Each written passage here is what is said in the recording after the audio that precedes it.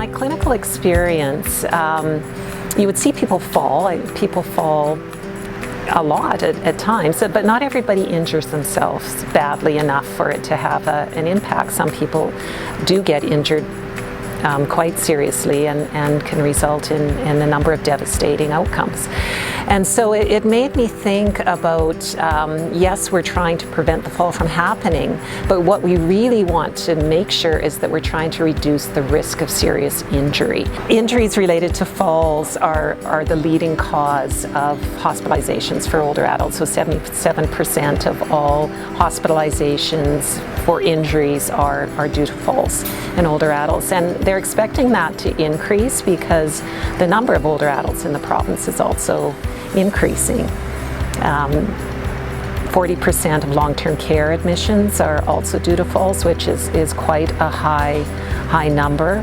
And we do know for some of the serious injuries like hip fractures, for example, that only about 40% will return back to the community after that hip fracture. And so that can be a really devastating incident for older adults because it often means that they have progressed down a path that will increase their frailty and loss of quality of life. I have a sister who's 92 now, and I've watched her deteriorate to the point where she needs a walker, and even with a walker she's very unsure. And so as I think about the people in this program and what might happen to them in the future, I'm hoping that it will help them remain more independent as they age.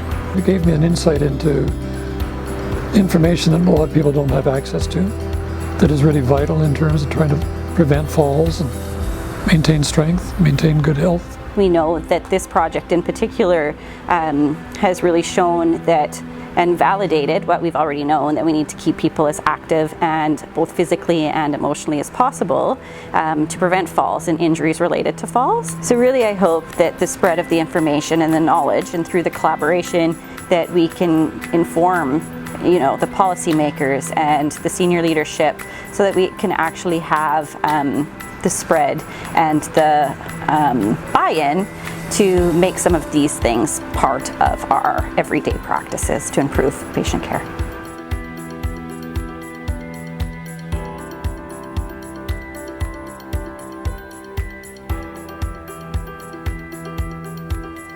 So at the very beginning, Cathy sort of sent us out a draft proposal of a grant that she was applying for through SCPOR, and had us review it and make any changes or suggestions that we thought were important. We were involved sort of in meetings initially, sort of talking about what this is going to look like and if we had any suggestions on how things could be improved. We were involved in sort of helping theme the information coming out of the focus groups. We were involved in the development of the poster that Cathy presented in Switzerland, and both of our names are on that poster, which is kind of cool. I know I felt very listened to, very heard, very much a part of the process, and I don't know about Margareth, I'm sure you did too. So it was, yeah, it's been really good.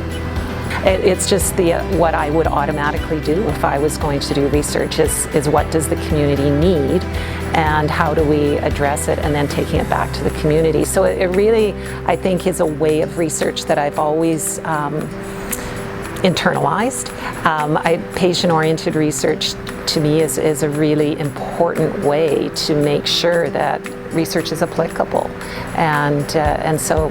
Yeah, so it just was a natural fit, really, and I was very pleased when we received the grant that was both a patient-oriented project linked in with the Saskatchewan Health Research Foundation.